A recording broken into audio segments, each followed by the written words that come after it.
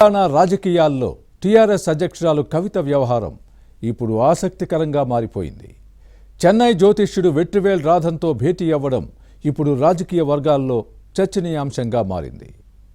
ఇది సాధారణ మర్యాదపూర్వక భేటీనా, లేక తన రాజకీయ భవిష్యత్తుపై కవిత ప్రత్యేకంగా జ్యోతిష్య సలహాలు తీసుకున్నారా అనే అంశం ఇప్పుడు ఆసక్తికరంగా మారింది.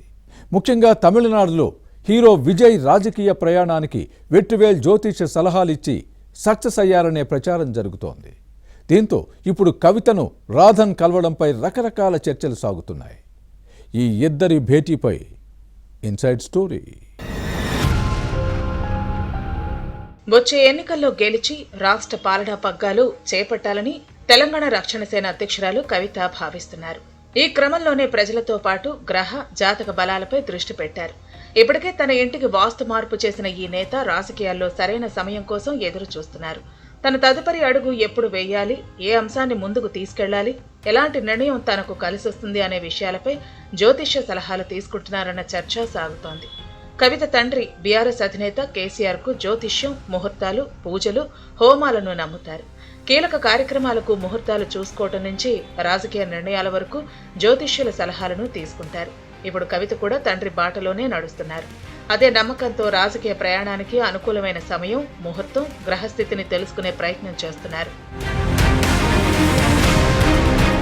రాజకీయంగా తనకంటూ ప్రత్యేక స్థానం కోసం ప్రయత్నిస్తున్న కవితకు రానున్న కాలం అత్యంత కీలకం. రాష్ట్ర రాజకీయాల్లో తన పాత్ర ఏంటి, వచ్చే ఎన్నికల నాటికి రాజకీయ సమీకరణాల్లో తన స్థానం ఎలా ఉండాలి, తెలంగాణ పాలిటిక్స్ లో తనకంటూ ప్రత్యేక స్పేస్ ఎలా సంపాదించుకోవాలి, ఇవన్నీ టీఆర్ఎస్ అధ్యక్షురాలి ముందున్న ప్రశ్నలు. ఈ నేపథ్యంలో రాజకీయ వ్యూహంతో పాటు అదృష్టం, సమయాన్ని లెక్కలోకి తీసుకుంటున్నారా అన్న చర్చ జరుగుతోంది. తమిళనాడు ముఖ్యమంత్రి విజయ్ రాజకీయ రంగ ప్రవేశం తర్వాత వెట్రివేల్ మారన్ పేరు బయటకు రావటం, ఇప్పుడు అదే వ్యక్తి హైదరాబాద్ లో కవితను కలవటం చర్చనీయాంశంగా మారింది. ఈ రెండు పరిణామాలను కలిపి చూస్తున్న రాజకీయ వర్గాలు ఆసక్తికరమైన లెక్కలు వేస్తున్నాయి. విజయ్కు తమిళనాడులో రాజకీయంగా అనుకూలమైన దారి చూపినట్లే తెలంగాణలోనూ కవిత పొలిటికల్ ఫ్యూచర్ కు దారి చూపించబోతున్నారా అని రాజకీయ వర్గాల్లో చర్చ సాగుతోంది. తమిళనాడు రాజకీయ వర్గాల్లో రిక్కీ రాధన్ పండిట్ వెట్రివేల్ పేరు అందరికీ తెలుసు. 2026లో విజయ్ ముఖ్యమంత్రి అయిన తర్వాత వెట్రివేల్ ను ఓఎస్డీగా నియమించుకున్నారు. కానీ వివాదం తలెత్తడంతో తొలగించారు.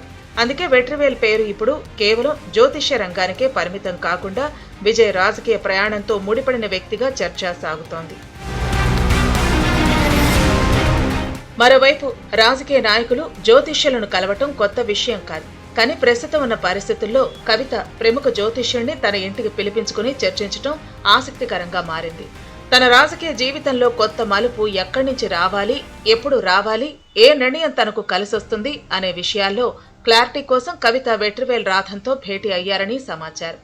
ఇది కేవలం జాతకం చూపించుకోవడమేనా, లేక రాజకీయ భవిష్యత్తుకు రోడ్ మ్యాప్ వేయించుకోవడమా? తన తండ్రి నమ్మిన సెంటిమెంట్లు, ముహూర్తాలు, జ్యోతిష్య లెక్కలను కవిత కూడా ఫాలో అవుతున్నారా అనే అంశాలు చర్చనీయాంశంగా మారాయి.